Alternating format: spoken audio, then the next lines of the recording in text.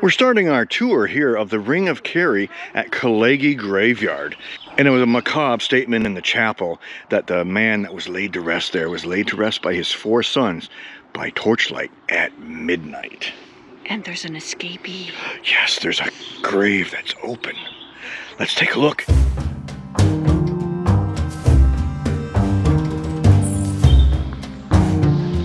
Did they escape? Or are they still in there?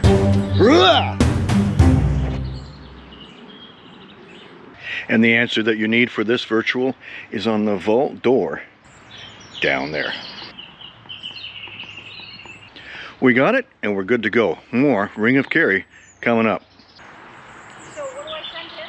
And did you know the difference between a graveyard and a cemetery? A graveyard has a church on the property, and a cemetery doesn't. This one is considered a graveyard because of the chapel.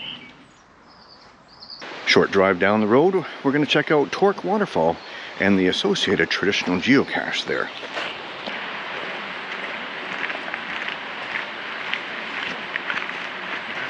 Left side of platform, looking out. Oh, I see, it's way up there. Who's climbing? Down there. That's more than a tree, too. Got it.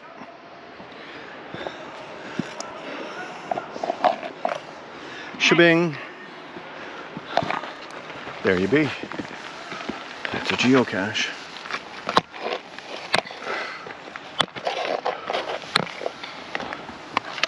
And the Joker was here.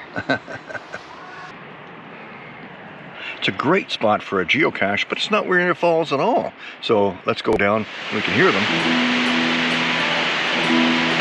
Torque Waterfall, meaning Cascade of the Wild Boar, is a 20-meter high, 110-meter long cascade waterfall formed by the Owengarriff River as it drains from the Devil's Punch Bowl.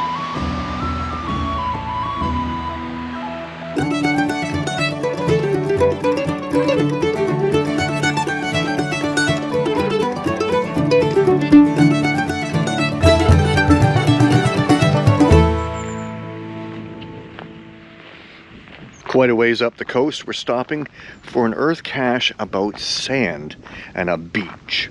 And it looks like a lovely spot as we stroll down from the parking location down to the water. It is just beautiful scenery here on the Ring of Kerry.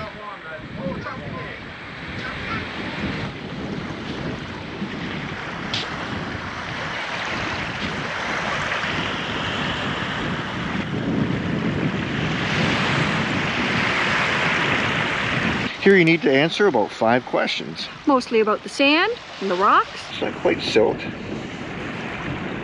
Yeah, it's got a weird, it's not clearly just sand.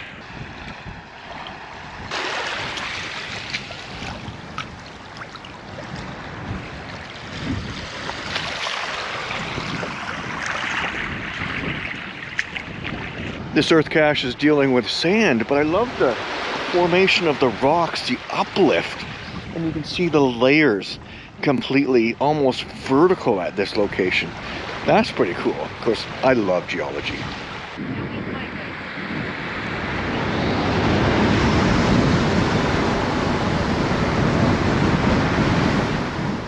We've stopped at Kumakista Pass for another earth cache, and there's a traditional here along a rock wall. We got to do a bit of a climb. Let's go.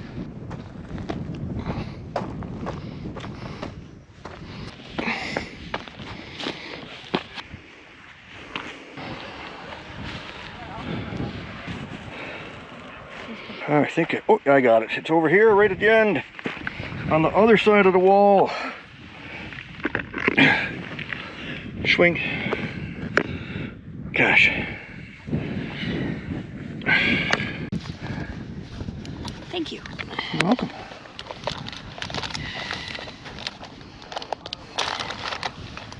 Any trackables? Nothing? No. Oh, you can stand it. Nice. Had to go behind the wall for that one, which means I got to make sure I close the gate lest the sheep up here on the hill escape. Wouldn't want that to happen.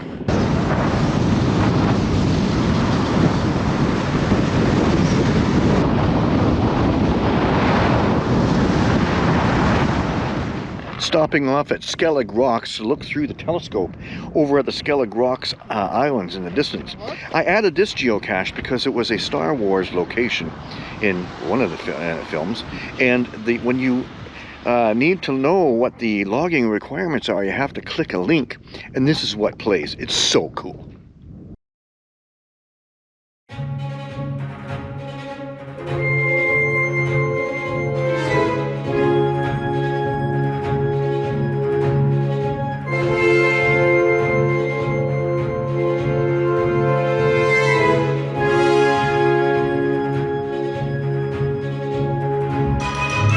Well, I hope you liked that one.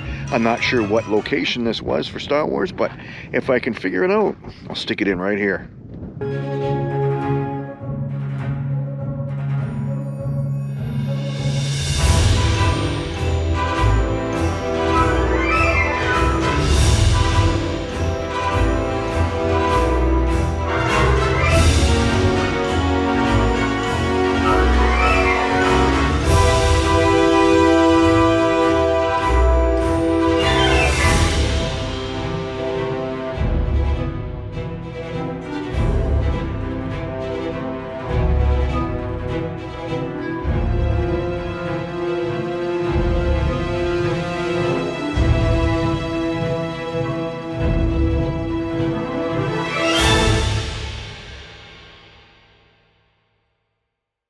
We're off to more geocaching fun in the Ring of Kerry. Next up, we're going to look at footprints in time. That's right, it's an earth cache and a stage to an adventure lab we're working on Valentine Island here in the southeastern part of Ireland. So let's go take a look at what the footprints are.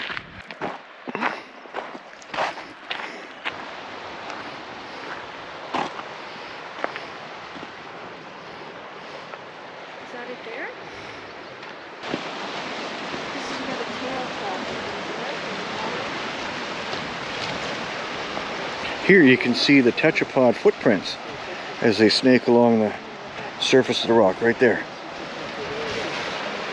And then they go from here across. So it was here 385 million years ago. A tetrapod climbed out of the ocean and walked across the surface of a muddy plain. Your distant relative. Yeah, because they have developed into humans, and left his footprints, or her footprints, on the ocean sand. And here it's been fossilized. That's pretty cool. This is the same tetrapodal body plan blueprint employed by the last common ancestor from which all amphibians, reptiles, birds and mammals descended from. Therefore, all of them have a four-limbed body plan or less. There's a section here. Yeah. And then a section over there. And there's kind of faint ones there too. Footprints in time. That's pretty cool.